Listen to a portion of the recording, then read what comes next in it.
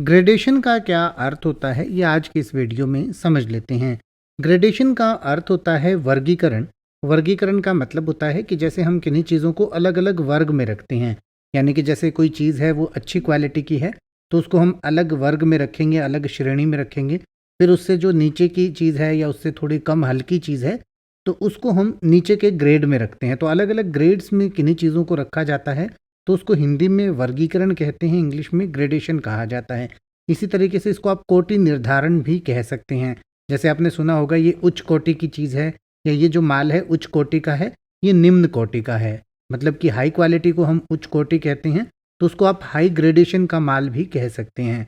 तो इस तरीके से जो कोटि निर्धारण किसी चीज़ का किया जाता है कि ये किस कोटि में आएगा, उच्च कोटि में आएगा, निम्न कोटि में आएगा, यानी कि हाई क्वालिटी में आएगा या लो क्वालिटी में, तो उसको भी ग्रेडेशन कहा जाता है।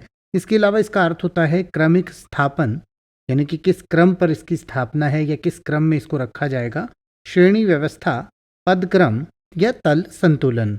जैसे कि अगर आप ये कहना चाहें कि एक वर्गीकरण योजना का निर्माण स्पष्ट रूप से कोई आसान काम नहीं है, तो आप कहेंगे the construction of a gradation scheme is clearly no simple task.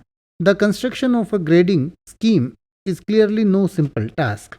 अब आप ऐसे ही किसी भी वर्ड का मतलब हिंदी और इंग्लिश में YouTube पर सर्च कर सकते हैं। आपको मेरी वीडियो मिल जाएगी जिसमें आप बिना किसी फालतू बकवास के सीधा उस वर्ड का मतलब समझ पाएंगे। तो ऐसी ही वीडियोस को देखते रहने के लिए चैनल को सब्सक्राइब करें और बेल आइकन को प्रेस करें।